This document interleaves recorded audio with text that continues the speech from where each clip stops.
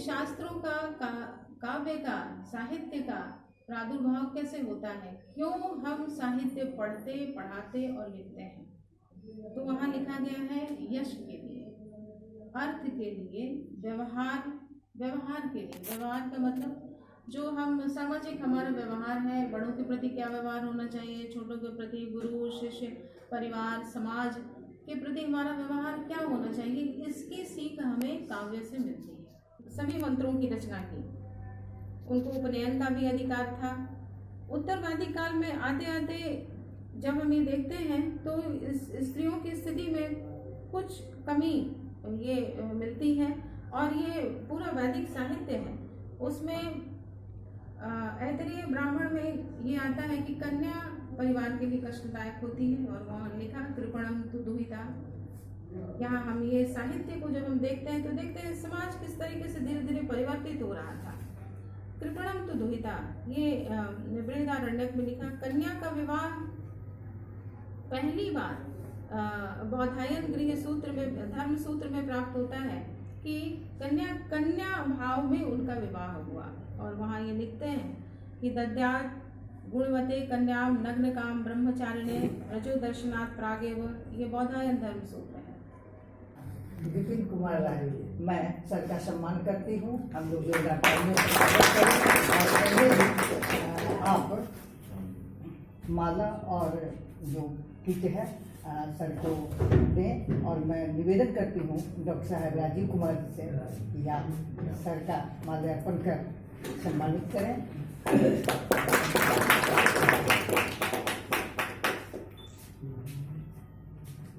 हमारे बीच योग wellness centre से पधारी डॉक्टर कुमारी मालविका जी हैं, जो दीर्घा में बैठी हुई हैं।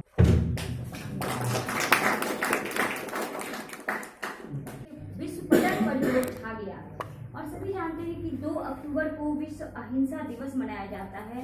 उसी तरह से विश्व योग दिवस भी 21 जून को मनाया जाता है। और हमारी सबसे प्राचीन विद्या है योग विद्या। जैसा कि योग में हम सभी, यूनेस्को ने 21 जून को अंतर्राष्ट्रीय योग दिवस मनाने का आह्वान किया था, और पूरे विश्व में एक साथ 21 जून को अंतर्राष्ट्रीय योग दिवस मनाया जाता है। हम यहाँ देखना चाहेंगे कि जैन योग जो है वो सबसे ज्यादा प्राचीन है, और उस योग में हम लोग अधिक ध्यान देते हैं। जैन योग में, महावीर में ध्यान है। तो ध्यान में आता है कायोत्सर्ग। कायोत्सर्ग की थोड़ी सी चर्चा हमने पढ़ी है इसमें, हमारे सिलेबस में जो था, और प्रेक्षा ध्यान। और योग में आता है यम, नियम, आसन, प्राणायाम, प्रत्याहार, धारणा, ध्यान और समाधि। ये 8 स्तंभ है योग के। यम के अंदर आता है सत्य, अहिंसा, अस्तेय, ब्रह्मचर्य और परिग्रह। तो यम में हम लोग सत्य अहिंसा पढ़ते हैं, और अहिंसा हमारे जैन मुनि लोग बिल्कुल ही अहिंसावादी, जो कहा जाता है कि मन से, कर्म और वचन तीनों में ही उनका अहिंसा था। ये सोच समझ के बहुत ही तौल करके हमें बोलना है। जैसा कि पूर्व के वक्ताओं ने बताया कि अगर कोई भी जीव जिनमें प्राण है, उन सबों को देखते हुए हमें संभल कर चलना भी है, और हमारी वाणी भी उतनी ही संतुलित होनी चाहिए। कायोत्सर्ग की बात करें हम, तो काया का उत्सर्ग मतलब हमारा जो शरीर है, हमारी जो आत्मा है, उसका उत्सर्ग ही कायोत्सर्ग है। जी, यही जानकारी। इस गौरवमयी संस्थान के निर्देशिका मंजूबाला जी, मंच पर बैठे हमारे मित्र राजीव बाबू, उनकी अर्धांगिनी जी, भगवान शिव की पत्नी का नाम यशोदा, बुद्ध के पत्नी का नाम यशोधरा, और नरेंद्र मोदी जी के पत्नी का नाम यशोदा बेन।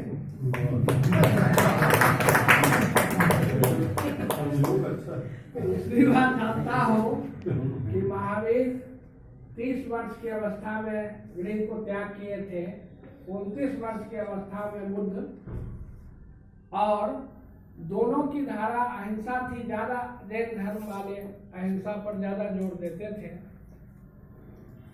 बुद्ध की तुलना में, जितना हम लोग सामान्य चीज जानते हैं। जैन साहित्य और मैं नितिन भाई के साथ रहा था।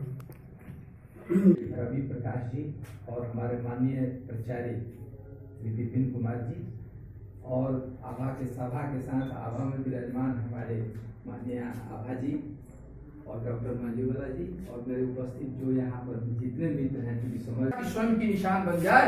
अरे जिंदगी तो सब योगी जी लेते हैं मगर हम जिंदगी जिए ऐसा एक मिसाल बन जाए और क्रांति का मशाल जल जाए। सभी लोगों को धन्यवाद। सबका मंगल हो, दंगल रहित मंगल हो। जय हिंद, जय भारत।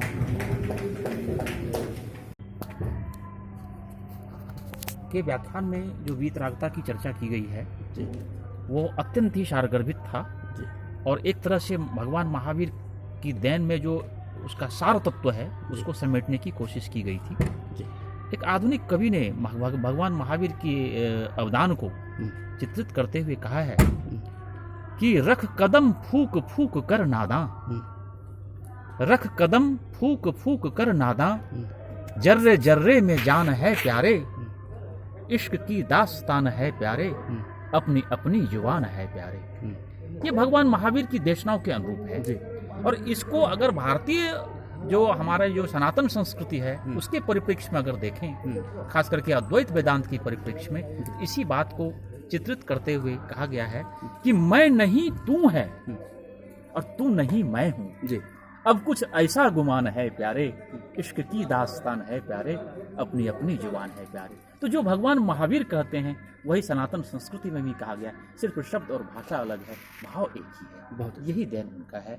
इस पर हम लोग आज विचार विमर्श किए और उम्मीद करते हैं समाज को यह ज्ञान उनको उनके जीवन जीने में, उनके मूल्यपरक जीवन के लिए उनको मदद करेगा। आज आकर के इस संगोष्ठी में, विद्वत संगोष्ठी में कैसा लगा और कैसा महसूस करती हैं? कुछ अपना नाम, परिचय, पदनाम के साथ बताएं।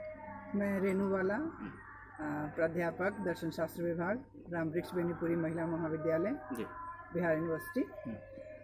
इस व्याख्यान में आकर के मैं अत्यंत लाभान्वित महसूस कर रही हूँ। ऐसा महसूस हो रहा है कि मैं पहली बार किसी ऐसे व्याख्यान में शामिल हुई जो सिर्फ व्याख्यान था और इसमें कहीं और भी दूसरी कुछ चीजें। क्या कुछ संदेश देना चाहेंगे युवाओं को, समाज को? कुछ अपनी तरफ से विचार। समाज को संदेश देना चाहेंगे कि दार्शनिक मूल्यों के अनुरूप जिएं और दर्शन में मतभेद नहीं है, चाहे वह जैन धर्म हो, बौद्ध धर्म हो या न्याय वैशेषिक सांख्य योग हो, सबका जिस सार एक ही है और दार्शनिक मूल्यों के अनुरूप हम अपना जीवन जिए तो हम लक्ष्य को प्राप्त कर सकते हैं। धन्यवाद। मैं तो अपने प्रमुख वक्ता के मुख से जो सुनी वाणी तो उसमें मुझे यही लगा एक लाइन में कि भगवान महावीर की देशना हो रही थी तो उन्होंने सबसे बड़ा जो हमारे उत्थान में, उत्कर्ष में बाधक बनता है वो प्रमाद है।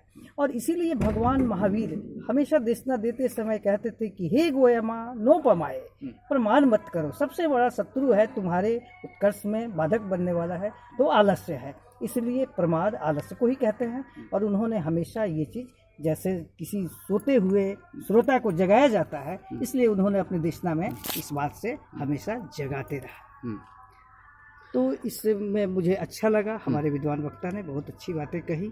और एक चीज़, मैडम जो थी दूसरे सत्र की वक्ता आभा जी, तो उन्होंने नारी पर कुछ विशेष चर्चा की। तो मैं ये कहूँगी कि नर कोई भी नारी को कम ना समझे, वो भी मूल्यवान है, समाज के गाड़ी रूपी पहिए के दोनों चक्के के रूप में है, दोनों पहिया है, चूँकि एक से कभी भी नहीं चल सकता है, अवरुद्ध हो जाएगा मार्ग। तो नारी के बारे में इतना ही कहूँगी कि नारी नारी मत कहो, नारी रत्न सुजान, नारी से पैदा हुए 24 भगवान। बहुत अच्छा। आज के दोनों ही सत्र की अध्यक्षता आपने किया। ये जो व्याख्यान माला था, आप अध्यक्षीय संबोधन सार के रूप में कुछ कहना चाहेंगे 1 मिनट में हमारे श्रोताओं को, न्यूज बिहार इन टाइम के श्रोताओं को, दर्शकों? प्रोफेसर डॉक्टर विश्वनाथ चौधरी जी, मुझे अध्यक्ष बनने का सुअवसर इस संस्थान की निदेशिका ने दिया, इसके लिए हमारा आभार है। और साथ साथ आज हमारे जो 2 सत्र चले हैं जी, और दोनों सत्र का हम अध्यक्ष रहे। पहला सत्र में प्रोफेसर राजीव कुमार सिंह जी ने जो वितरागिता पर, भगवान महावीर की जो पद्धति है वितरागिता का, उस पर जो उन्होंने वक्तव्य दिया और उन्होंने बड़े समझाया कि संसार जो है, पहले तो संसार महत्वपूर्ण है, संसार में मनुष्य महत्व है, और मनुष्य के अंदर में जो राग है, राग का विशेष विराग है, और विराग के बाद जो है वितरागिता है। यही जीवन का, यही आत्मा का, यही वास्तव में स्वभाव है। और इस स्वभाव में जो रहते हैं वही जीव जो है इस संसार में रह करके भी वह संयम का मार्ग अपना करके वितरागिता के मार्ग पर चल करके समाधि मरण करके और साथ ही साथ इतना ही नहीं, वो कर्मों को क्षय कर जो है मोक्ष को प्राप्त करते हैं, सिद्ध को प्राप्त करते हैं, अरिहंत को प्राप्त करते हैं और समाज को जन जन के अंदर में यह जो है क्रांति भरते हैं और कहते हैं कि राग को छोड़ो, संयम को धारण करो और वितरागिता को धारण करके समाज का कल्याण करो। और कहते हैं कि जितने भी लोग हैं अगर सचमुच में अपने स्वभाव को समझ लें तो उनके अंदर का क्रोध, मान, माया, लोभ जैसे विकार का पलायन हो जाएगा और उनके अंदर में जो है वह हिंसा का, प्रेम का, सत्य का, करुणा का, दया का भाव होगा। समाज संगठित होगा, समाज में रमन चमन अमन स्थापित होगा। इतना ही नहीं, और उन्होंने यह भी कहा कि यह जीवन में एक दर्शन है और हर जीवन में दर्शन होता है, हर धर्म में दर्शन होता है और सारे दर्शन का स्वदर्शन ही, आत्मदर्शन ही मूल दर्शन है। और उसी आत्मदर्शन को समझने के लिए सारे दर्शन है, उसको हमने अपने आत्मदर्शन को समझे और उस मार्ग पर चलें तो निश्चित रूप से हम वितरागिता की धारणा को लेकर चलेंगे, ध्यान को करेंगे और ध्यान से जो है अपने आत्मा के अंदर अपने परमात्मा को हम प्राप्त करके सिद्ध और परमेष्टि बनेंगे और समाज का कल्याण होगा। जैसा कि आपने कहा वितरागिता, दर्शन, ध्यान ये सारे कहीं न कहीं योग से संबंधित हैं, संस्कृति और साहित्य जी। तो बिहार सरकार में कहीं भी किसी विश्वविद्यालय में योग का MA पढ़ाई नहीं हो रहा है, क्या आप चाहेंगे कि यहाँ योग की शिक्षा प्रास्नातक स्तर पर या शोध कार्य भी प्रारंभ किए जाएं? ऐसा आप सरकार का ध्यान आकृष्ट कराएंगे? बिल्कुल, पूरे जहाँ तक रह गए भाई तो योग का, योग दर्शन का प्रायोगिक पक्ष है योग, योग चिकित्सा। कोई भी दर्शन, कोई भी सिद्धांत, कोई भी विचार बिना योग का संभव नहीं है। शारीरिक योग, मानसिक योग, बौद्धिक योग, आध्यात्मिक योग, धार्मिक योग, योग के बिना जीवन नहीं है। और योग कैसा चीज है? जोड़ने का है।